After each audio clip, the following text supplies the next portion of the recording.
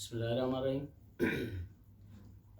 जैसे कि पिछली किस्त में मैंने बताया था कि एसी साहब मुझे जो है ना काहन में छोड़ के खुद के कोलू के लिए जब रवाना हुए तो वहाँ एक नोटेबल थे जो अक्सर अफसरों का वही ये ख्याल करते थे।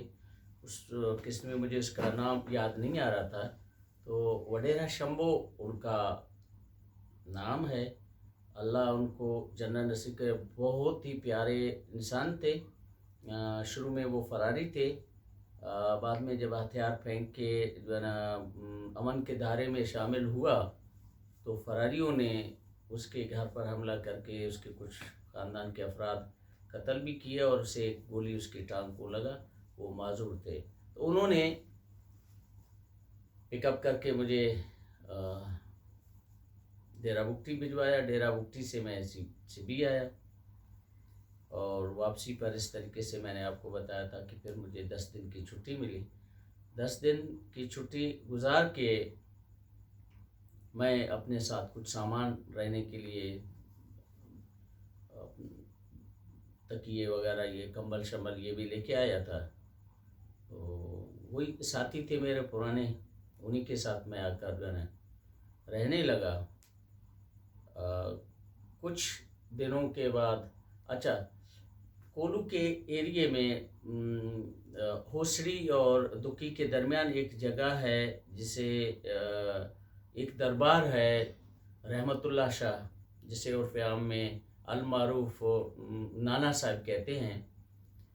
वहाँ जुम्मे को या इतवार के जो है ना दिन बंदूक बेचने की एक मार्केट लगती थी। तो मेरा एक पटवारी था हबीबुल्लाह मरी, जो आजकल नायब सिलदार है शायद। तो मैंने उससे कहा था कि यार मेरे लिए भी एक राइफ़ल लेके आ जाएं, ताकि मैं पहाड़ों में इधर उधर जाते हैं तो निशानाबाजी का जो है ना उस पर प्रैक्टिस करेंगे। तो उसने कोई एक राइफ़ल लाई, 2500 रुपये का लाया था। तो मैंने जब उसको चेक किया, उसने कहा कि ये वहाँ सब राइफ़लों से अच्छी जो है सबसे अच्छी क्वालिटी वाली। तो मैंने कहा इसकी क्या खसूसियत, तो बलूची में मुझे कहता है कि इसी गोश मजाना।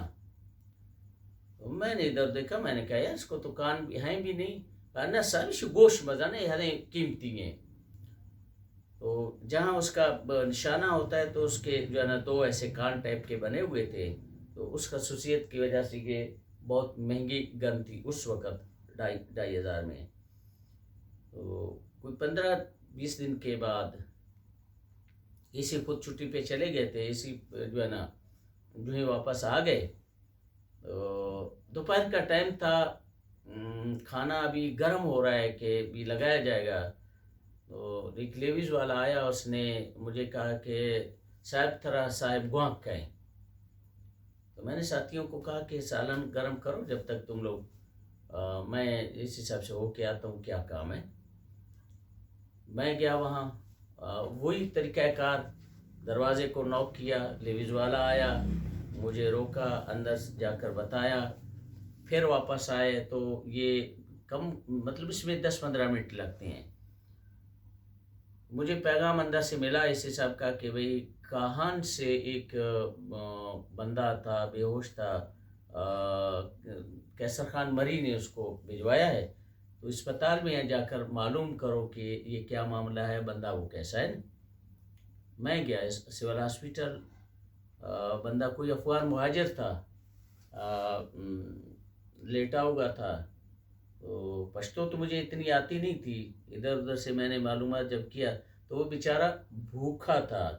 खुदा गवाह है कि वो बेचारा भूखा था। तो मैंने दाश्त वालों से फौरी तौर पर जो है ना भाग दौड़ करके रोटी और जो है ना कुछ सालन ला के मैंने उसको खिलाया। जब वो रोटी वगैरह खा के तो बैठने के काबिल हो गया ना, तो मैंने उससे पूछा और कहा कि जी मैं रास्ता भूल गया था, वहाँ गया। तो मुझे 3 दिन से मैं भूखा हूँ, पहाड़ों में होता हुआ मैं आ रहा हूँ। तो फिर उसने कहा कि मेरे पास कुछ पैसे हैं।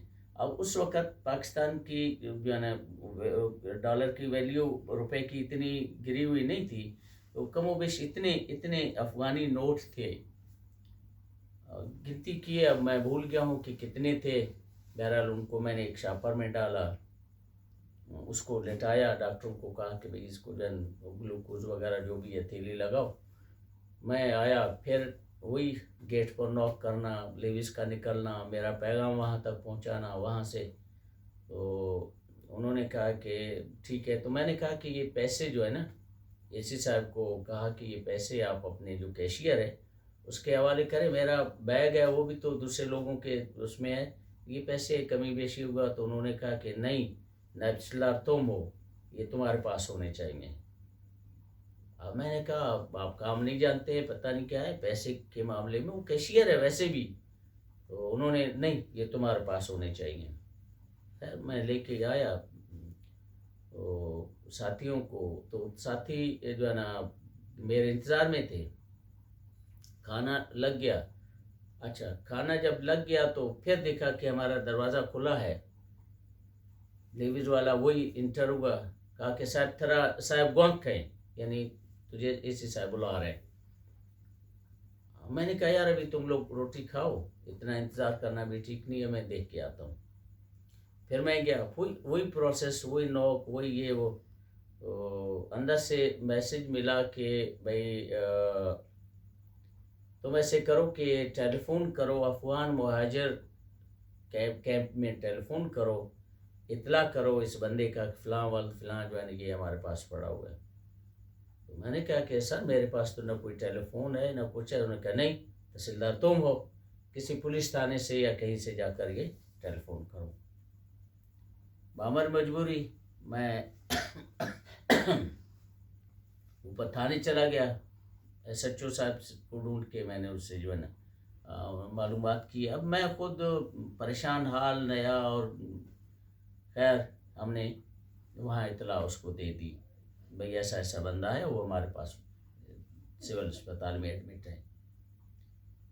वापस आ गया हूँ। फिर मैंने अपना पटवारी थे मेरे, तो उनको मैंने कहा यार खाना लगाओ, इस इसी ने तो मुझे बड़ा जलील किया है। अब खाना आ गया, फिर लेविज वाला अंदर इंटर हुआ, साहब तरह गुआक हैं। अब आप सोचें कि इस पोजीशन में बंदे की क्या हालत होती है। तो खैर मजबूरन मैं चला गया। फिर वही दरवाजे को नॉक करना, अंदर से मैसेज वगैरह। तो अंदर से एसी साहब ने मुझे पैगाम भेजा, यार ये बंदा तो हमारा है, और इसने एसी कोलू ने इस पर 2 लेविज वाले क्यों लगाए हैं, जाओ एसी से पूछो। मैं कहा सर आप भी एसी हैं, वो भी एसी है, तो एसी से आप पूछें। नहीं, ये तुम्हारा काम है। ठीक है, भी मजबूरी जाए। तो उस वक़्त उस एसी का नाम मैं बता दूंगा ज़रूर कि इलियास, मोहम्मद इलियास उसका नाम था, लाहौर के थे। उसके पास मैं गया हूँ। उन्होंने कहा जी भाई कैसे आए किशकोरी। मैंने कहा सर मैं बड़ी मुसीबत में फंसा हूँ, इस तरीके से एक अफगान मुहाजिर था, कैसर खान ने भेजा है, तो भूखा था बेचारा, उसको खाना वाना भी खिलाया, और अफगान मुहाजिर है, उसके पास कुछ पैसे भी थे, वो भी मैंने लिए। तो मेरा एसी पूछ रहा है कि बंदा कहाँ से आया हुआ है, तो आपने उस पर 2 लीव्स वाले किस खाते में उस पर लगाए हैं। इलियास ने कहा कि जाकर अपने एसी को बोलो कि चूतिया, ये जो रिजेक्शन मेरा है ये कोलू है, और कोलू का अस्पताल की जिम्मेदारी मेरी है, तुम्हारी नहीं है, इसलिए मैंने लेविज वाले लगाए। फिर जनाब मैं गया, फिर दरवाजे को नॉक किया, लेविज वाला निकला, बाबा ये मेरा पैगाम है एसी को। एसी बाहर निकला, तशरीफ़ आवरी उसने की। तो फिर मैंने उसको बता दिया कि सर वो बता रहा है कि अस्पताल मेरा है, उस पर लेविस का तैनात करना ज़रूरी है, तो इसमें आपको क्या तकलीफ़ है ना। नहीं नहीं ठीक है बस जाओ। मैं गया। फिर बेचारों ने जो है ना खाना लाया, खुदा गवाह है ये रिस्क है, मैं खा रहा हूँ। तो रोटी मेरे सामने आया, फिर लेविस वाला अंदर आया, कहते साहब तेरा वाक़ा। मैंने कहा तेरी साहब की भी ऐसी की तैसी, तुम्हारी भी ऐसी तैसी। तो वो जो राइफल मुझे हबीबुल्लाह खान ने लेके दिया हुआ था, वो ऐसे दीवार पे था, 5 कारतूस गोलियां भी उसमें थे। मैंने वो उठाया, अल्लाह भाई मुझे हबीबुल्लाह सुप्रीडेंट और ये महमूद आलम और ये चिमट गए। नहीं भाई नहीं नहीं नहीं। खैर उन्होंने राइफ़ल मुझसे छीन ली। मैंने कहा यार मैं उस वक़्त कराटे में मैं बिल्कुल फुल बाहर उसमें था, फार्म में था। और वो इसी साहब माशाल्लाह कद में मुझसे भी छोटे और कमज़ोर थे। अभी तो मैं कुछ दिन पहले मैंने उसको क्वेटा में देखा, रिटायर हो गए, कोई सेक्रेटरी होकर रिटायर हो गए, तो और दुबले हो गए थे और कमज़ोर थे। तो मैंने कहा मैं हाथों से भी उससे ज़ोर हूँ। बस लेविस वाला तो भाग गया जब मेरा रवैया देखा कि भाई बंदूक से उठाए। मैं सीधा क्या बजाय दरवाज़ा नॉक करने के इंतहाई बदतमीज़ी से मैं दरवाज़ा खोल के मैं अंदर गया। मैं अंदर गया तो शहर में उनकी मिसेस ऐसे यूं कोई दीवार पे हाथ लगा के खड़ी हुई थी और मुझे देखा तो बड़ी ऐसे फटी फटी आंखों से वो देख रही है कि भाई ये कौन है, अंदर घुसा है। मैं दरवाज़ा खोला तो अंदर साहिब मसूफ और डीएचओ दोनों बैठे हैं। मुझे देखा, कहा कि ये क्या है। मैंने कहा कि क्या बात है, कोई इंसानियत होती है। बार बार मुझे जो है ना जलील किया हो गया, रोटी खाने भी नहीं देते। कहते चलो चलो बड़े रेस्टोरेंट में चलो, मैं उधर आ रहा हूँ। तो ये मैं भी यही चाहता था, इनका घर है, उसके बच्चे हैं, बलोच आदमी हूँ, तो अच्छा नहीं लगता कि मैं वहाँ कुछ पटा करूँ।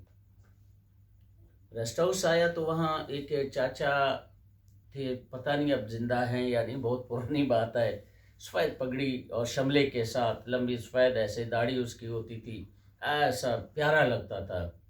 तो अली बख्श गालबन उसका नाम था। तो मैंने उस रेस्ट हाउस जो उस वक्त कोलू का जो है ना सर्किट हाउस की हैसियत रखता था वो, तो मैंने कहा कि चाचा तुम भागो, यहाँ लड़ाई होने वाली है और कल तुम्हारी गवाही होगी पीए के पास, तो अच्छा नहीं लगेगा।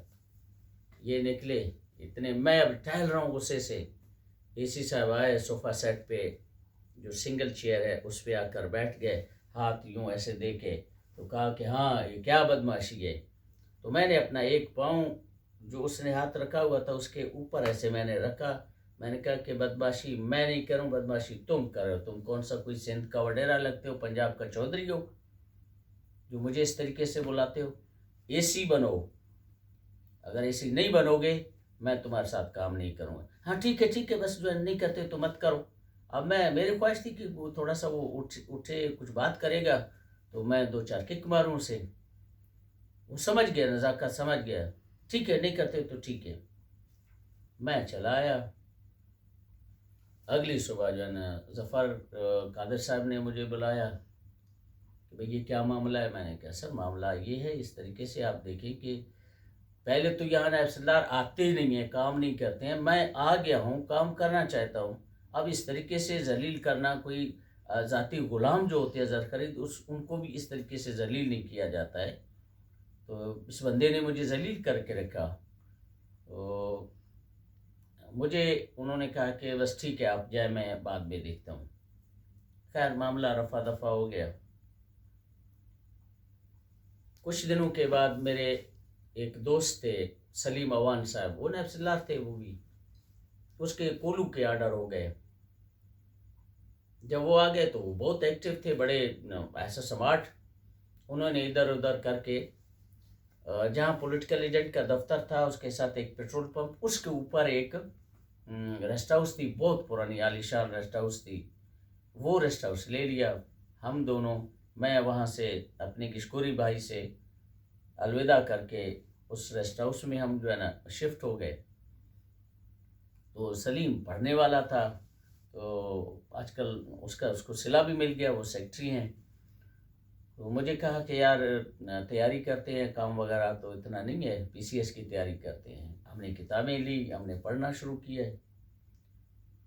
तो पढ़ते रहे आखिर फॉर्म जमा करने की फॉर्म हम दोनों ने जमा किए, उनका जो है ना डेट शीट आ गया। अब मेरा नहीं आता है, रोल नंबर वगैरह उनका आ गया, मेरा नहीं आता है। मैं चलो डाक के आज नहीं कल परसों तरसों, हफ्ता गुजर गया, डेट पहुंची, सलीम साहब इम्तिहान देने के लिए चले गए, मैं बैठा हुआ हूँ, मेरा कुछ भी नहीं है।